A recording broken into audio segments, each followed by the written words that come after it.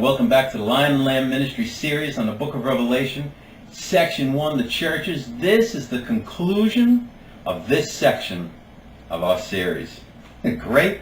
Listen, thank you all for all the emails and messages and words of encouragement. It's been fantastic.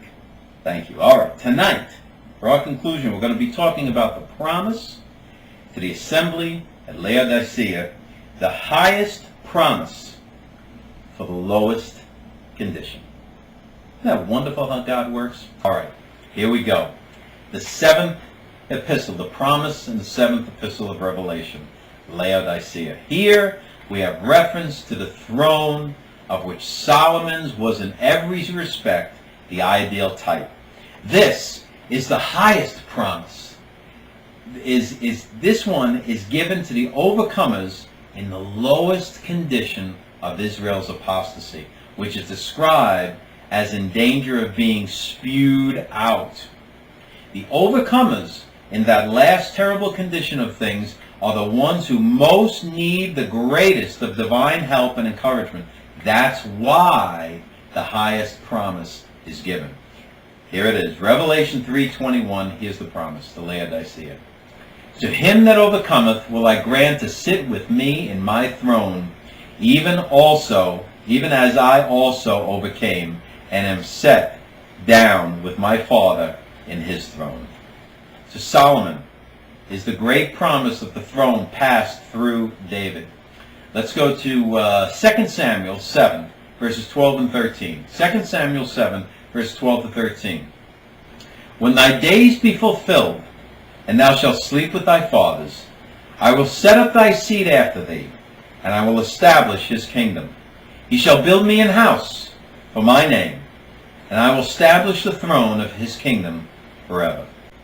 Now the abandoning of God by those who should follow Solomon on that throne was foreknown and provided for. The whole of Psalm 89 should be read in connection with this to explain how and why the throne should come to be in abeyance. After referring to this in verse 14, where we read, I will be his father, he shall be my son. If he commit iniquity, I will chasten him with the rod of men and with the stripes of the children of men. The promises go on in verses 15 and 16. Yet my mercy shall not depart away from him, and then thine house and thy kingdom shall be established forever before thee. Thy throne shall be established forever.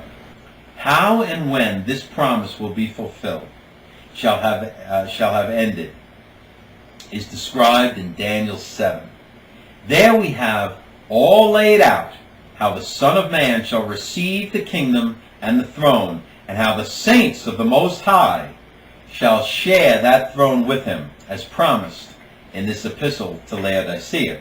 Now, the title used in Daniel 7, the Most High, is very significant and shows that the whole scene relates to the earth. Its first occurrence in Genesis 14:18 to 24 marks it as belonging to the possessor of heaven and earth. It was as the Most High that he divided the nations, their inheritance in the earth, Deuteronomy 32:8, which, as its possessor, he alone had the right or the power to do. In Psalm 83:18, he is called the Most High over all the earth. And so it goes in all the 36 occurrences of this title in the Old Testament.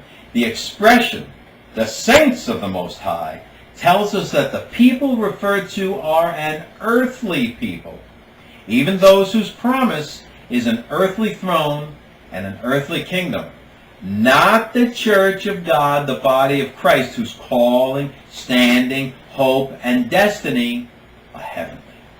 Now, 4 times is the expression used in Daniel 7.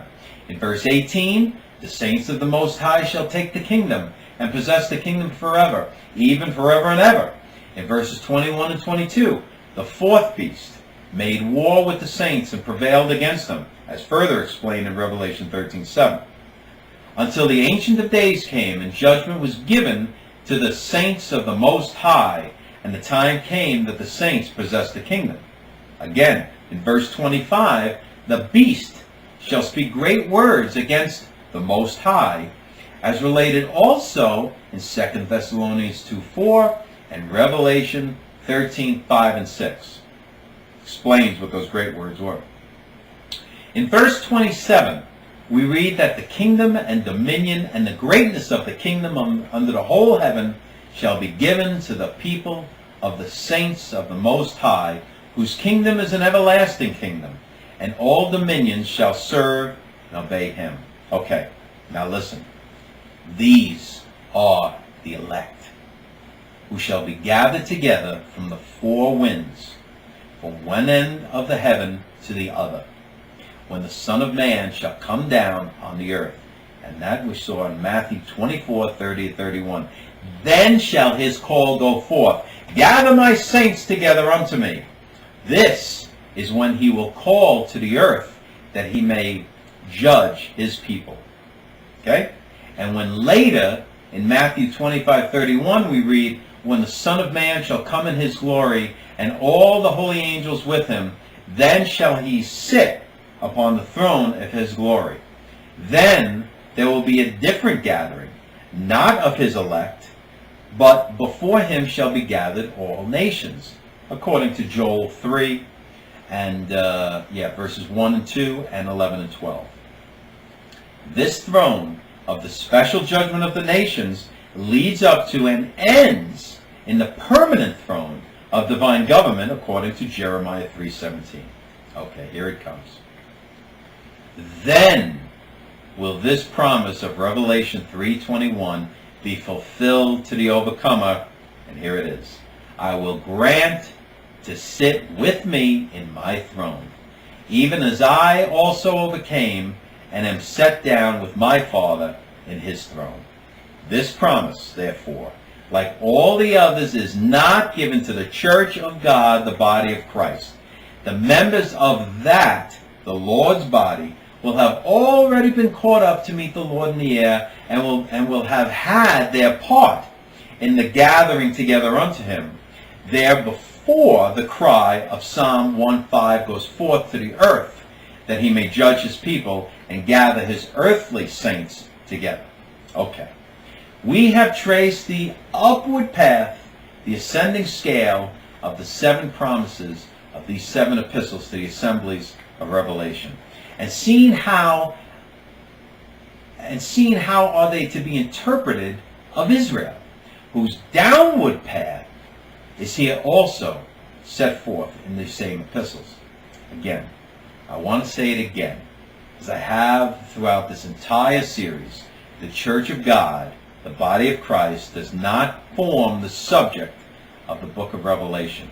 Revelation 3:22 says, he that hath an ear, let him hear what the Spirit is saying unto the assemblies. Here ends these seven assemblies.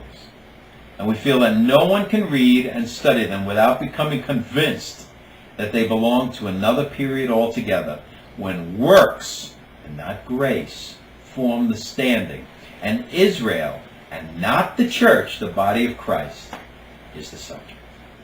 And there you have it. That's it.